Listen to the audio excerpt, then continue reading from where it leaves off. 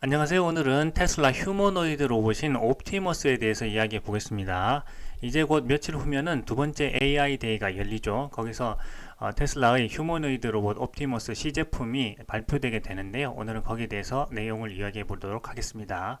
인간의 복잡성 원리를 이해할 어떤 유일한 희망이고 FSD 자율주행 학습을 로봇으로 확대 적용할 것이라는 내용, 그리고 인간의 노동을 대체할 생산혁명이 시작된다는 점, 그리고 제레미 리프틴의 노동의 종말이라는 측면에서도 한번 살펴보려고 합니다. 자, 오늘은 한국고용정보원에서 4차 산업혁명 미래 일자리 전망이라는 보고서가 있습니다. 그래서 이 보고서, 그리고 제레미 리프킨의 노동의 종말이라는 책이 있습니다. 고전이 다 돼가죠. 30년 전의 책이니까요. 그래서 이 책에 있는 내용을 참고로 해서 이야기를 좀 해보고요. 그리고 최근에 잡포스팅이 있었습니다.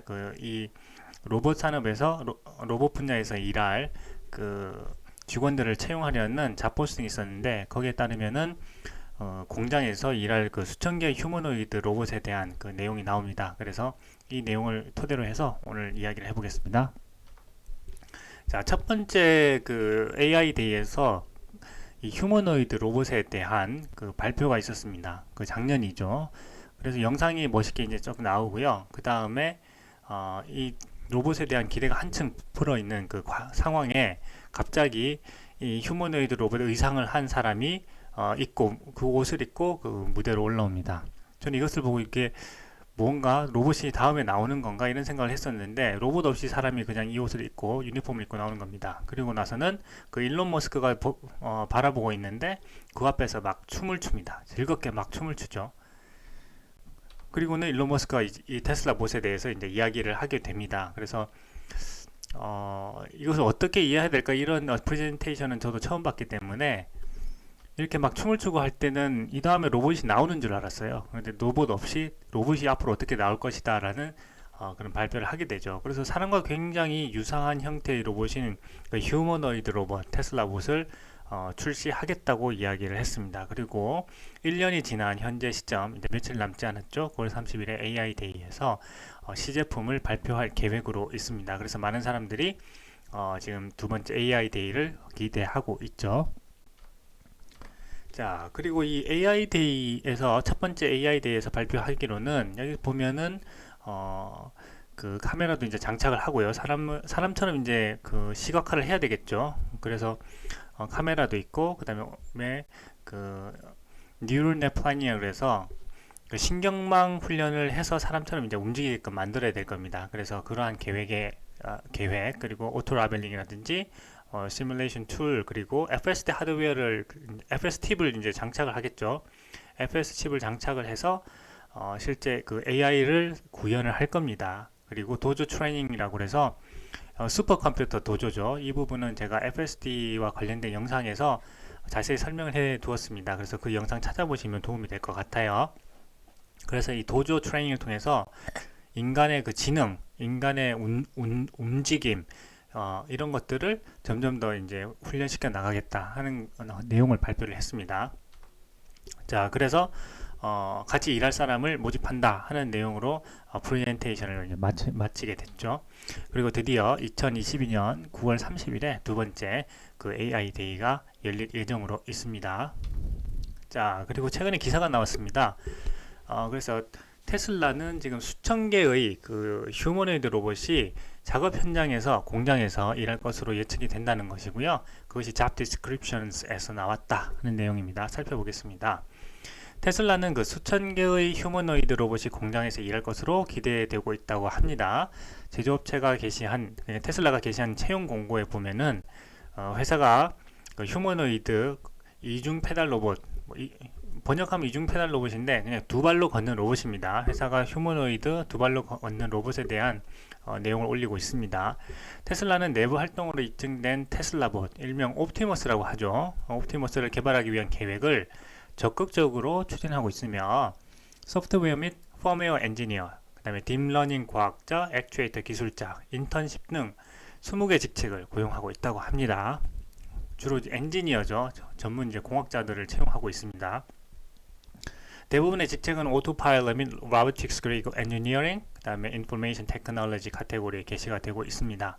대부분의 일자리는 캘리포니아 팔로알토에 있습니다. 그리고 이 휴머노이드 로봇이 공장에서 사용될 것이란 것은 이미 일론 머스크가 이야기를 했죠. 테슬라는 반복적이고 지루한 작업을 자동화하기 위해서 휴머노이드, 그 두 발로 걷는 로봇을 대규모로 제작하는 길에 있다. 가장 중요한 것은 우리 공장 내 수천 개의 휴머노이드 로봇에 반복적으로 배송되고 활용되는 것을 볼 수 있다는 것입니다. 라고 이야기를 했죠. 자, 2021년 8월 AI 데이에서 작년입니다. 작년 첫 번째 AI 데이죠. 머스크는 휴머노이드 로봇을 공개하면서 다양한 작업을 수행하는 범용 기계가 될 것이라고 했습니다. 즉, 지금 현재 그 AI가 적용된 것은 자율주행이죠. 자율주행은 이 AI 중에서도 범용이 아니죠. 여러 개에 쓰이는 것이 아니라 운전에 특화된 인공지능입니다. 그래서 차에 장착돼서 그 운전이라는 특수한 활동에 이제 특화된 것이 바로 이제 FSD입니다. 궁극적으로 옵티머스는 사람들이 원하지 않는 모든 것을 할 수 있게 될 것입니다. 2021년 어닝콜에서 머스크는 회사의 새로운 발전의 중요성을 설명하려고 노력했습니다. 즉, 이 첫 번째 AI 데이에서 이미 큰 그림을 이제 그렸다는 거죠. 휴머노이드 로봇은 우리가 그 자율주행 FSD에서 이제 확인한 것처럼 충분히 학습을 통해서 발전할 수 있다. 이 FSD는 운전 분야에서 특화된 인공지능의 셈이죠. 그래서 그 과정을 통해서 이미 일론 머스크는 이제 확인을 했고, 그것을 이제 휴머노이드 로봇에 장착을 하면 범용으로 보다 넓은 범위의 목적으로 사용할 수 있을 것이라는 것을 FSD 학습 과정을 통해서 확신을 가졌다라고 보시면 될 것 같습니다.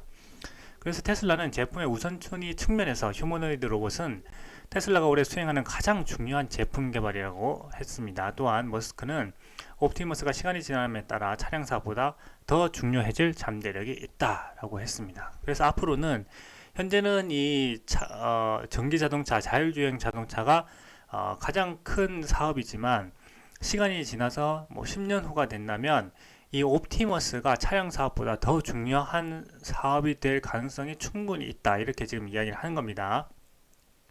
그리고 이러한 그 개발에 대한 중요성, 휴머노이드 로봇에 대한 개발 중요성을 이야기를 했는데요. 테슬라 봇은 노동이 모든 경제의 기초이기 때문에 인간 노동의 보편적인 대체품이 될 거다라고 이야기를 한 거죠. 그래서 로봇은 또한 출생률의 현저한 감소로 인한 그 노동력 부족을 완화시킬 것이다. 출생률이 감소되니까 노동력이 부족해지고 이것은 미래의 문제를 일으킬 것이라는 것이 일론 머스크의 그 예측입니다. 그래서 그 시대가 되면 이러한 휴머노이드 로봇이 정말 더 중요해질 것이다. 왜냐하면 인간의 노동력이 줄어들기 때문에 노동을 대체할 대체품이 필요한데 그것이 바로 이 옵티머스 휴머노이드 로봇이다 라고 이야기를 하는 겁니다. 자, 그리고 이 휴머노이드 로봇에 대한 그 시제품이 공개될 것이다 이렇게 지금 예측을 하고 있죠. 그러면서 이제 머스크가 그 중국에서 그 칼럼을 썼나 봐요. 그래서 그 칼럼이 일부가 이제 소개가 됐는데 그 내용에 좀 자세한 그 머스크의 생각이 들어 있습니다. 그래서 그 내용을 조금 더 살펴보겠습니다. 자, 오늘날 자동차는 점점 더 스마트해지고 웹에 연결된 바퀴 달린 로봇과 비슷해지고 있다. 즉 FSD가 발전하니까 자동차가 그냥 바퀴 달린 로봇이라고 생각을 한다는 거죠. 그만큼 많이 발전했다는 겁니다. 실제 2021년 테슬라가 범용 휴머노이드 로봇 테슬라 봇을 공개하면서 휴머노이드 로봇도 자동차처럼 현실이 되고 있다. 실제 인공지능을 자동차에 탑재했더니 그 운전을 굉장히 잘하게 됐다는 거죠. 이 FSD가 굉장히 고차원적으로 거의 레벨 4에 가깝게 어떤 순간에는 인간보다 훨씬 더 그 카메라가 많기 때문에 앞뒤 좌우를 다 살피고 있는 거죠. 그렇기 때문에 어떤 순간에는 인간보다도 훨씬 더 운전을 잘하고 있습니다. 지금 그런 것처럼 현실이 되고 있는데 휴머노이드 로봇도 앞으로는 이렇게 우리가 그 실제 FSD를 만들어서 적용해보고 발전시켜 보니까 굉장히 여기에 이제 확신을 얻었기 때문에 로봇도 그것과 똑같이 할 수 있겠다라는 그런 확신을 가졌다는 내용입니다. 테슬라 봇은 성인의 키와 체중에 가깝고 무거운 물건을 들거나 작은 걸음으로 빠르게 걸으며 앞쪽에 있는 화면은 다른 사람들과 의사소통을 위한 대화형 인터페이스다. 즉 테슬라 봇에 대해서 구체적인 내용 이야기하고 있죠. 인간과 굉장히 가깝게 만들겠다는 겁니다.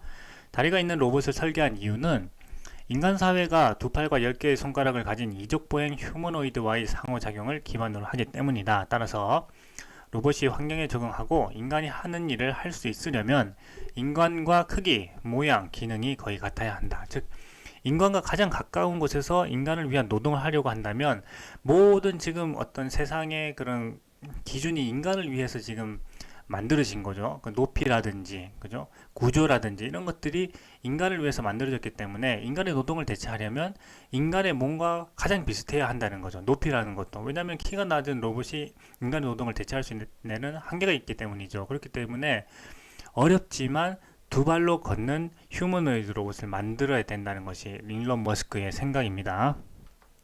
자, 테슬라봇은 초기에는 반복적이고 지루하고 위험한 작업에 사람을 대체하도록 배치되었지만 향후 이 로봇의 비전은 요리, 잔디 깎기, 노인 돌보기와 같은 수백만 가구에 봉사하는 일이 될 것이다.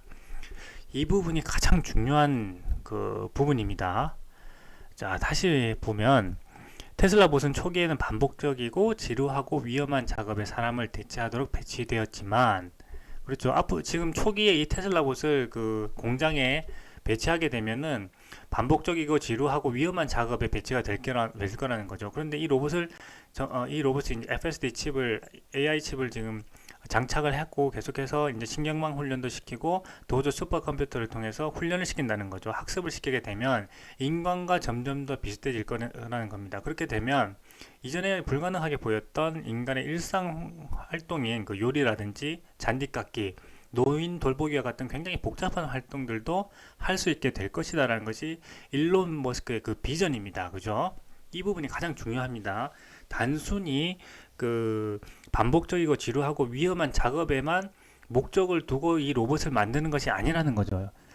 굉장히 어렵지만 사람의 그 모습과 비슷하게 만드는 것은 결국 이것과 더 복잡한 이것에서 더 나아가서 굉장히 인간만의 활동이라고 생각했던 복잡한 영역으로 이 휴머노이드 로봇을 활동할 수 있도록 하겠다. 그런 영역에서 이런 휴머노이드 로봇이 역할을 할 수 있겠다.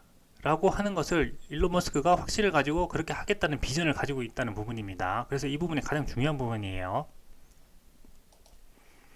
또 테슬라가 향후 자율주행차, 인공지능의 문제를 해결하면 우리는 인공지능 기술을 인간형 로봇까지 확장할 수 있게 될 것이라고 밝혔다. 제가 조금 전에 말씀드린 대로 인공지능을 자동차에 탑재했더니 이런 자율주행차가 지금 굉장히 높은 수준으로 올라와 있고 여기서 이제 문제를 해결해서 완전 자율주행차가 된다면 그 기술, 그 과정을 그대로 그 휴머노이드 로봇에 확장하게 되면은 인간과 굉장히 비슷한 휴머노이드 로봇이 된다는 거죠. 그러니까 발전을 지금까지 FSD가 해왔던 것처럼 자율주행차를 해왔던 것처럼 휴머노이드 로봇에게도 똑같은 과정으로 학습을 시키겠다는 내용입니다. 이를 달성하려면 로봇이 충분히 똑똑해지고 로봇을 대량 생산할 수 있는 능력이 있어야 된다. 그렇죠.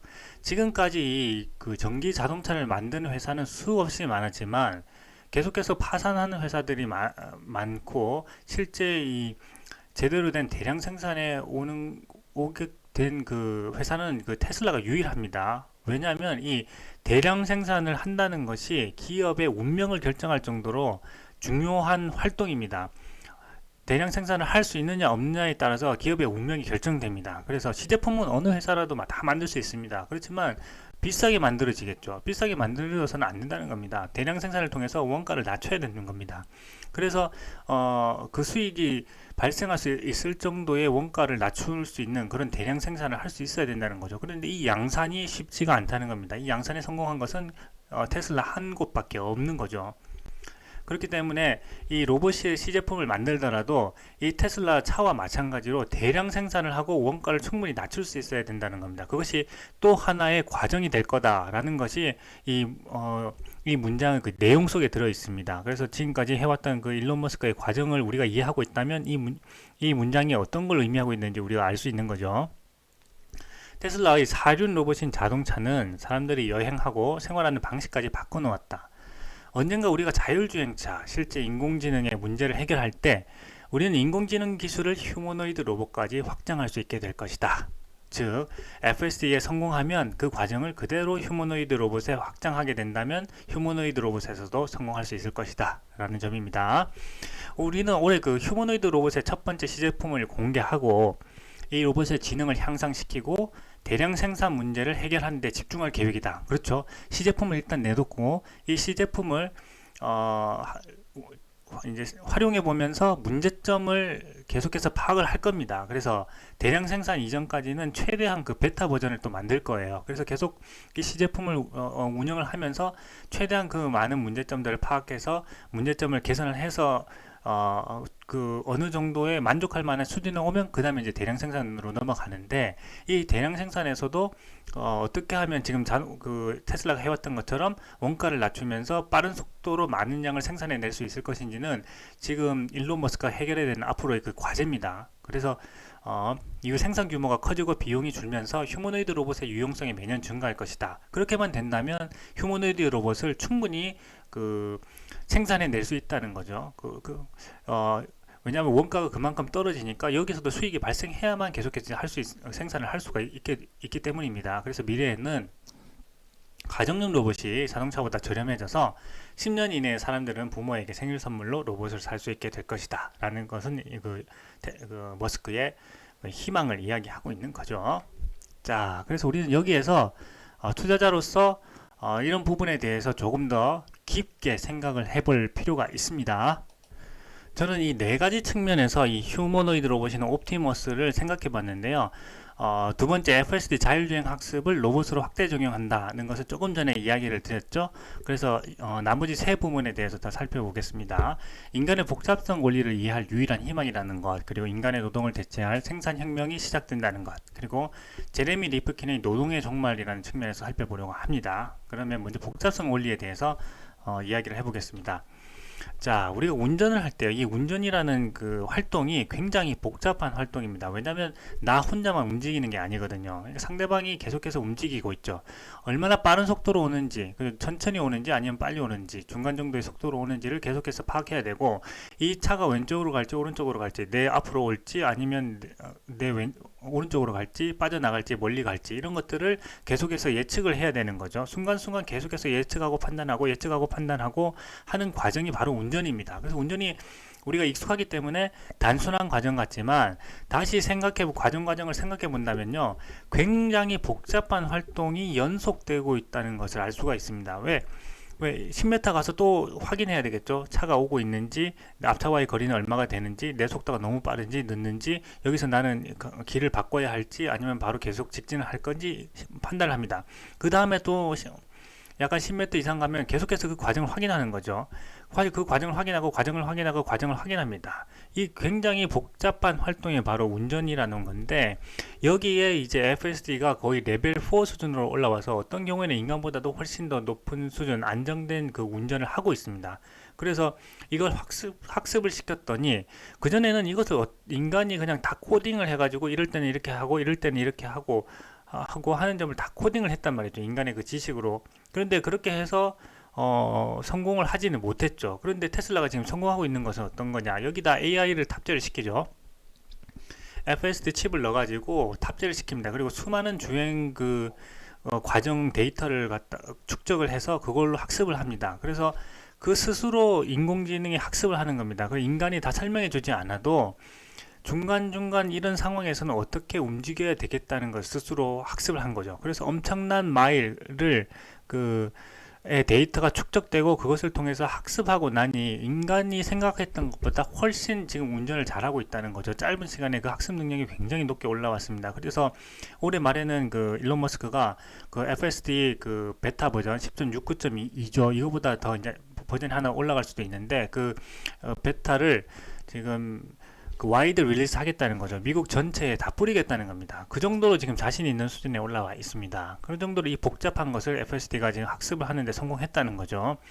그런데 이것을 인간이 스스로 하나하나 가르쳐서는 가르칠 수가 없었습니다. 그런데 이걸 데이터를 주고 이 과정에서 또 학습시키고 또 데이터를 주고 학습시키고 오류를 수정하고 하는 과정을 했더니, 이러한 복잡한 것을 그걸 인간은 설명할 수 없지만 AI가 그 복잡성을 스스로 이해했다는 겁니다. 자, 그래서 이제 복잡성에 대해서 한번 이야기를 해보겠습니다. 복잡성, 이 complexity라는 건요, 단순성, simplicity와 대비되는 개념입니다.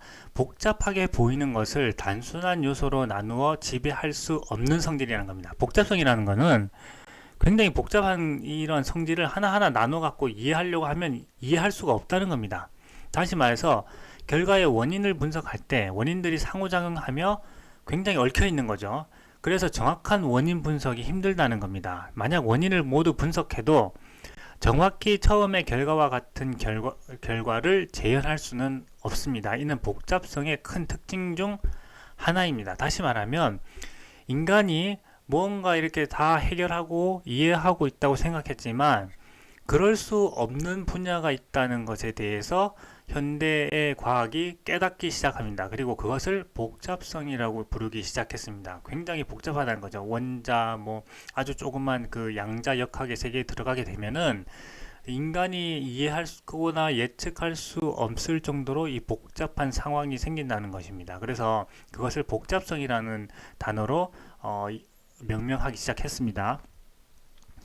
그래서 이 복잡성을 가지는 과학의 특징을 여러 가지로 이제 나눠서 설명을 하고 있습니다. 크게 특징을 7가지 정도로 나누는데요.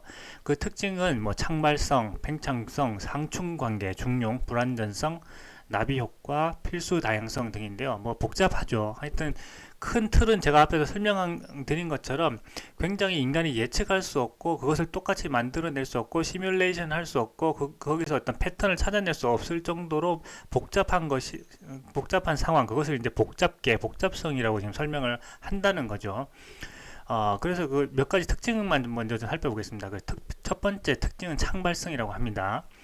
이 창발성은 복잡성의 과학을 대표하는 특징인데 근본으로 환원되지 않는 속성, 쉽게 말해 전체는 부분의 합과 다르다는 겁니다.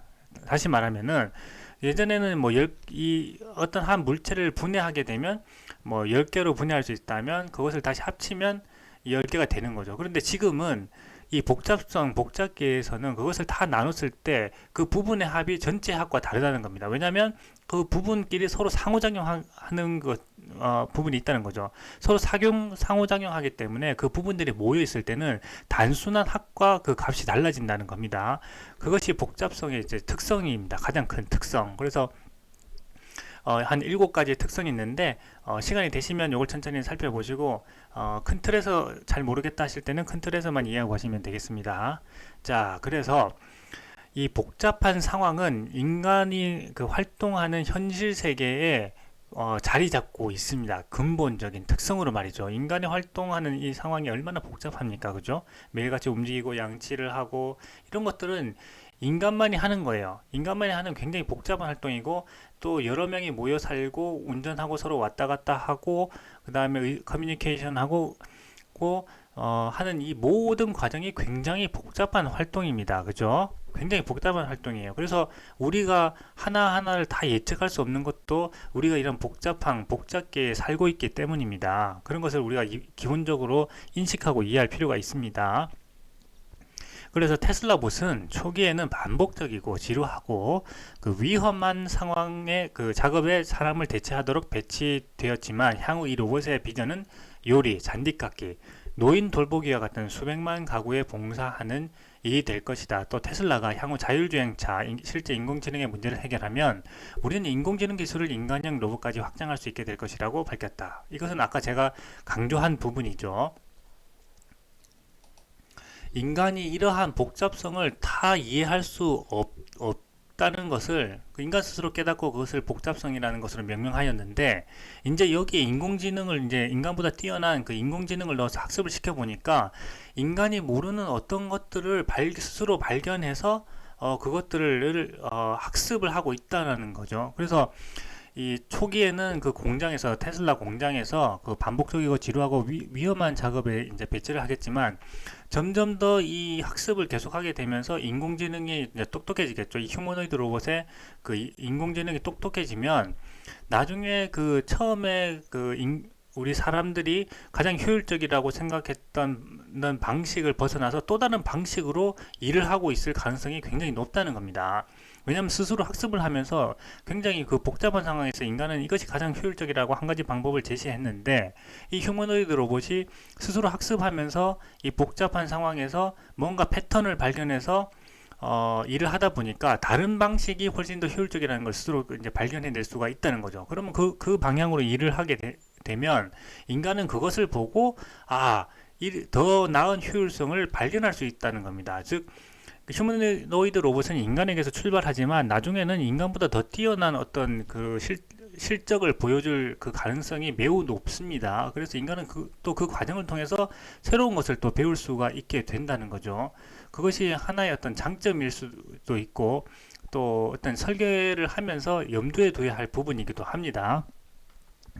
자, 그리고 또 하나의 부분은 그 인간의 노동력과 관련된 부분입니다. 지금 이 인간의 노동력을 이제 휴머노이드 로봇이 대체를 하게 된다는 거죠. 그런데 이런 부분에 대해서 우려를 표한 그 사람이, 대표적인 사람이 바로 제레미 리프킨입니다. 그래서 한 30년쯤 됐는데요. 그 노동의 종말이라는 책을 과거에 냈었죠. 그래서 기계화가 되면 기계가 인간의 노동력을 대체할 거기 때문에 인간은 노동력에서 소외될 것이다. 그렇기 때문에 인간이 스스로 어떤 창조적인 분야에서 일을 하려고 노력을 해야 되고 그런 사회에 적응을 해야 된다 하는 그런 내용으로 이 노동의 종말이라는 책을 이제 썼습니다.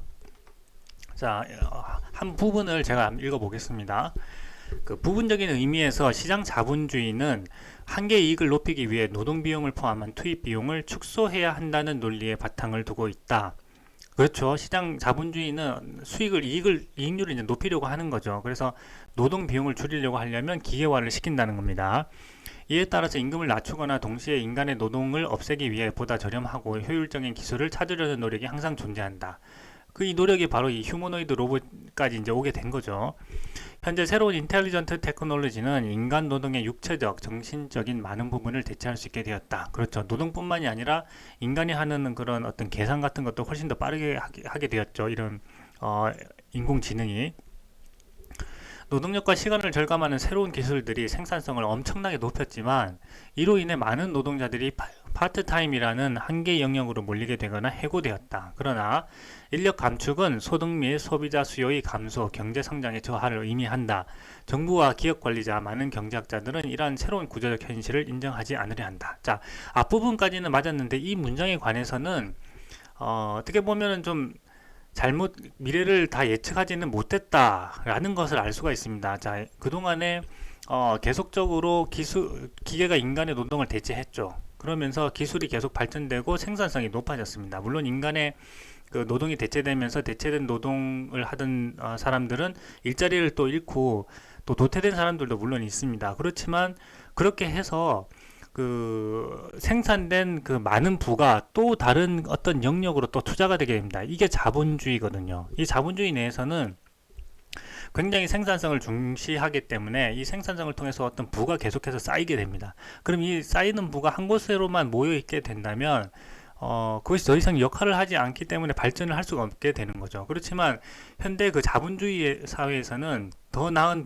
어떤 발전을 위해서 또다시 투자가 되게 됩니다. 더 나은 이익을 얻기 위해서 새로운 분야로 또 투자하게 되고 그것을 또 이 기술적인 분야, IT 분야가 접목이 되면서 새로운 그 영역으로 발전을 하게 됩니다. 그러면서 그곳에서 또 새로운 일자리가 생기게 된다는 거죠. 그러면서 거기서 부가 창출되고 또 일자리가 창출됩니다. 거기서 또 새로운 부가 또 생기면서 또 다른 곳에 계속해서 지속적으로 이런 투자와 부의 증대가 계속해서 이루어져 왔다는 거죠. 그래서 30년 전에 제레미 리프킨이 생각할 때는 노동자들이 이제 일자리를 잃게 되면은 그 수요가 줄기 때문에 물건을 살 수 없기 때문에 경제 성장이 저하될 거라는 측면으로만 바라봤던 것 같아요. 그렇지만 제가 조금 전에 설명드렸듯이 이렇게 쌓인 부가 새로운 곳으로 또다시 투자가 된다는 거죠. 더 높은 이익률을 얻을 수 있는 곳으로 투자가 되고 여기에 이제 IT 기술이 또 접목이 되면서 새로운 산업이 또 일어나게 됩니다. 그 새로운 산업에서 또 일자리가 필요하니까 그 일자리로 또 새로운 노동자들이 가서 일을 하게 되는 거죠. 그러면서 이런 일자리가 대체가 되는 거죠. 전환이 되고 대체가 되는 거죠. 이제 산업이 점점 더 발전할수록. 그런데 이제 그 당시에 자본주의 현대 자본주의 초기에쯤에 있었죠. 이 제레미 리프킨이. 그러다 보니까 그 미래를 정확하게는 다 예측할 수 없었겠죠, 본인도. 그렇기 때문에 마지막 부분에서는 그 수요 감소, 소비자 감소, 뭐 이런 경제 성장이 저하될 거라고 예측한 부분은 지금까지 현실과는 달랐다 하는 점을 우리가 알 수가 있겠습니다. 자, 그래서 한국고용정보원에서 4차 산업혁명 미래 일자리 전망이라는 보고서를 한번 살펴보겠습니다. 자, 중요한 부분은 4차 산업혁명에 따른 노동 이슈입니다. 왜냐하면 지금 4차 산업혁명이 급격하게 지금 도입이 되고 있고 발전되고 있죠. 그러면서 생겨날 수 있는 그 일자리 문제에 대해서 학자들이 또 고찰한 내용인데요. 여기 대해서 좀 살펴보겠습니다. 기술 진보에 따른 이슈 중에 가장 관심이 큰 것은 일자리 규모다. 고용 문제는 사회적 파장이 클 뿐만 아니라 개인의 삶과 직결되기 때문이다. 고용 문제 논의는 전문가 사이에서 비관론과 낙관론이 팽팽한 상황이다. 항상 그래왔죠. 이런 기술 발전이 되면서 일자리가 줄어들 거냐 늘어날 거냐 하면서 전문가들도 비관론과 낙관론을 항상 이제 주장을 해왔는데, 지금까지 자본주의 역사를 보게 되면 항상 기술 개발이 또 됐어요. 새로운 기술이 생겨나고 그 새로운 기술로 인해서 새로운 산업이 또 생겨나고, 그런 새로운 산업에서 신규 고용이 창출되어 오면서 부가 점점 더 늘어나게 됐다는 거죠. 자, 이런 역사를 염두에 두고 계속해서 한번 읽어보겠습니다. 비관론은 노동이 기계화, 자동화 또는 디지털화로 대체되어 일자리가 줄어들어 대량 실업이 사회적 문제가 될 것이라는 주장이다. 비관론의 주장은 1차에서 3차까지의 산업혁명이 기계화로 자동화로 생산성 제고와 가격 하락에 따른 시장 확대, 신상품 등에 따른 새로운 수요 창출 등으로 총량적으로 일자리를 증가시켜 온 것이 사실이다. 제가 조금 전에 드린 말씀이죠. 하지만 4차 산업혁명은 이전과는 다른 양상으로 전개될 것이라고 한다. 지금까지 계속해서 새로운 일자리가 생겨났는데 4차 산업혁명은 다르다고 지금 비관론주의자들이 생각을 한다는 거죠. 4차 산업혁명 시대의 기술 진보는 기존의 로봇과 기계화에 인공지능과 빅데이터 기술이 더해지면서 마침내 인간의 총체적 능력, 즉 신체적이고 인지적인 능력을 뛰어넘을 수 있다는 두려움을 내포한다. 이렇게 주장을 하고 있다는 겁니다. 반대 의견을 한번 살펴볼게요.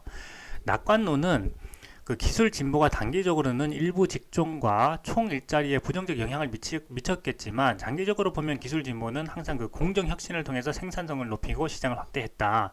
또한 신제품 개발을 통해서 새로운 수요를 창출해서 총량적으로는 일자리를 늘려왔다. 그렇죠.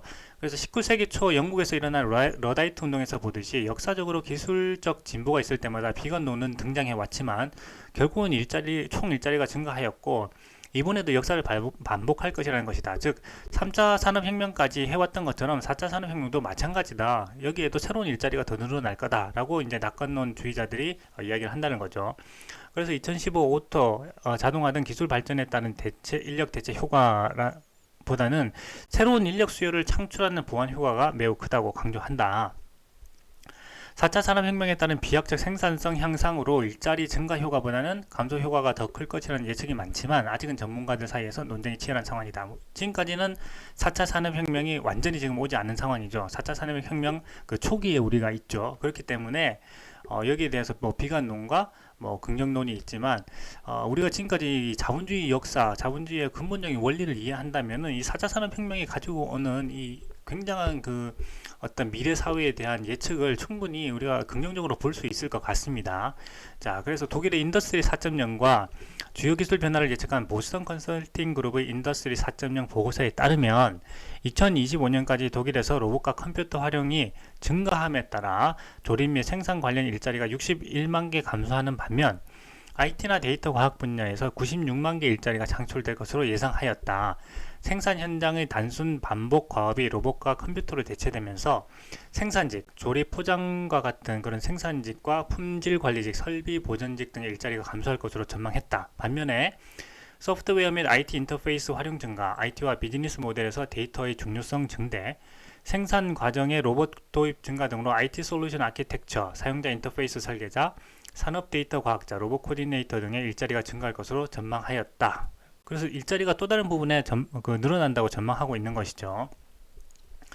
자, 그래서 이 보스턴 컨설팅 그룹의 인더스트리 4.0 보고서는 고수준의 맞춤형 상품 개발, 혁신 비즈니스 모델 실행으로 새로운 시장이 개척될 거고, 증강현실 구현으로 상품 판매 후에 서비스가 확대되고 새로운 서비스 개발 등을 통해서 일자리가 창출할 가능성을 제시하고 있다고 합니다. 제가 지금까지 말씀드렸던 것처럼 우리가 이 기계가 나오게 인간의 노동을 대체하게 되면 인간이 노동에서 완전히 소외될 것이라고 제레미 리프킨이 30년 전에 노동의 종말이라는 책을 썼죠. 굉장히 공포 분위기를 조성을 했습니다. 그렇지만 실제로 이런 IT 기술이 접목이 되고 기술이 발전하고 인간의 노동을 대체하는 분야가 있었지만 또다시 그렇게 쌓인 부가 새로운 산업에 또 투자가 되고 그 새로운 산업에 투자되면서 일자리가 늘어나고 하면서 인간은 또 일자리는 이제 새로운 분야로 또 전환이 되어 왔다는 말이죠. 어떻게 보면은 일자리가 더 많이 생겼다고 볼 수도 있습니다. 여기서 보게 되면 61만 개 감소하지만 앞으로는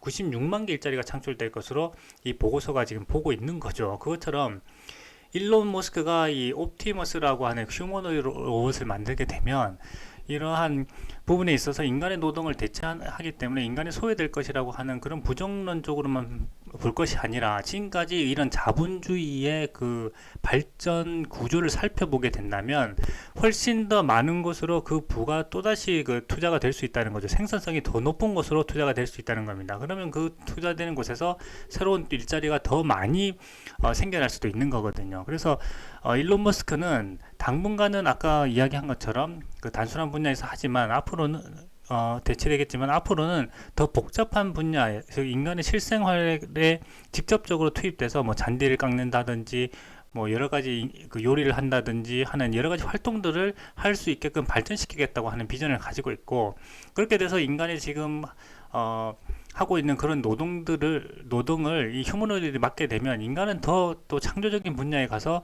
또 역할을 할 수가 있게 되는 거거든요. 또 그렇게 해서 더 많은 부를 쌓게 되면 그 부가 또다시 새로운 곳으로 또 투자가 될 수 있고, 이것이 바로 자본주의의 발전의 그 과정입니다. 자, 그래서 글로벌 IT 자문기관 가트너는 그 2017년 10월 발표에서 AI 영향으로 3년 뒤면 일자리 180만 개가 사라지고 230만 개가 창출될 것이라는 전망을 내놓았다고 하죠. 이런 자본주의의 그 발전 역사에 따라서 충분히 새로운 일자리가 생겨날 수 있다, 이렇게 보는 지금 보고서가 많이 있습니다. 자, 그래서 오늘 이 테슬라 휴머노이드 로봇 옵티머스에 관한 그 영상에서 제가 여러 가지를 말씀을 드렸죠. 첫 번째는 그 FSD 자율주행 학습을 로봇으로 확대 적용한다는 내용에 대해서 말씀드렸죠. FSD가 지금 4.0의 레벨 4에 가까운 굉장히 높은 수준으로 지금 학습을 스스로 해왔다는 것을 보면서 이것을 로봇에다 적용한다면 충분히 인간의 그 복잡한 생활에도 역할을 할 수 있는 로봇으로 만들 수 있겠다는 것이 일론 머스크가 직접 눈으로 확인하고 자신감을 가지게 된 부분이기도 합니다. 그리고 인간의 복잡성 원리를 이해할 유일한 희망이다. 그것은 바로 그 AI라고 하는 것이 인간이 발견하지 못한 복잡한 복잡계에서의 새로운 패턴을 발견할 수 있는 희망이 된다는 거죠. 그럼으로써 인간은 그곳에서 또다시 새로운 지식을 얻을 수가 있을 것이라는 겁니다. 자, 그리고 인간의 노동을 대체할 생산혁명이 시작된다. 그렇죠. 바로 이 휴머노이드 로봇이 바로 테슬라의 생산 그 공장에 배치가 되어서 처음에는 반복적인 일, 위험한 일에 이제 투입이 된다고 했죠. 그렇지만 앞으로는 더 복잡한 일도 인간의 생활과 가까운 곳에서 할 수 있게 될 것이다, 이렇게 예측을 했고, 그 제레미 리프킨의 노동의 종말이라는 책이 과거에 있었지만 실제로 그 노동으로부터 인간을 완전히 소외시킨 것이 아니라 새로운 분야를 또 새로운 일자리를 또 창출시키면서 인간이 또 역할을 할 수 있도록 만들어왔던 것이 바로 그 자본주의의 그 발전의 구조였다라는 점에 대해서 말씀을 드렸습니다. 그래서 이제 며칠 후면 그 AI 두 번째 AI 데이에서 테슬라 휴머노이드 로봇인 옵티머스가 시제품이 이제 발표가 될 겁니다. 그래서 이런 발표를 통해서 어떤 분들은 또 굉장히 만족할 수도 있고, 또 어떤 분들은 저게 뭐야 라고 이제 생각하면서 이것밖에 안 돼, 굉장히 이제 기대가 높았기 때문에 이것밖에 안 돼, 이렇게 비판을 할 수가 있겠죠. 그렇지만 중요한 것은 뭐라고 할 수 있을까요? 그것은 바로 제가 이 영상에서 말씀드리고 싶은 이런 부분이거든요. 이 시제품이 얼마나 발전됐는가, 이 시제품이 본인이 볼 때 만족할 수준인가 아닌가를 떠나서 이 휴머노이드 로봇이 FSD의 자율주행 학습을 로봇으로 확대 적용하게 돼서 발전하게 된다면 충분히 우리 그 인간의 복잡한 그 세계에서 역할을 해낼 수 있게 될 것이라는 어떤 그런 경험적인 확신, 우리가 이런 것을 충분히 가질 수 있다는 점입니다. 그렇게 함으로써 성공의 가능성도 우리가 생각해 볼 수 있고, 앞으로 테슬라가 이 자동차 산업에서 이제는 그 로봇 산업으로 그 확장해 나가는 거죠. 이런 확장을 통해서 새로운 사회를 또 만들어 나갈 수가 있다는 겁니다. 그리고 그 속에서 역할을 하고 또 이 테슬라라고 하는 기업이 또 우리가 생각하는 것보다 훨씬 더 크게 폭발적으로 성장할 수도 있다는 점이거든요. 그래서 오늘은 그 며칠 뒤에 있을 그런 시제품 발표에서의 어, 단순한 어떤 그 판단보다는 미래를 종합적으로 보고 이러한 영역에서 앞으로의 그 미래를 우리가 어떤 점에서 또 예측해보고 또 기대를 할 수 있을까 하는 투자자로서의 관점에서 보시기를 제가 희망하고 또 그런 마음에서 또 이 영상을 만들었습니다. 그래서 오늘의 그 영상은 여기까지 하겠습니다. 감사합니다.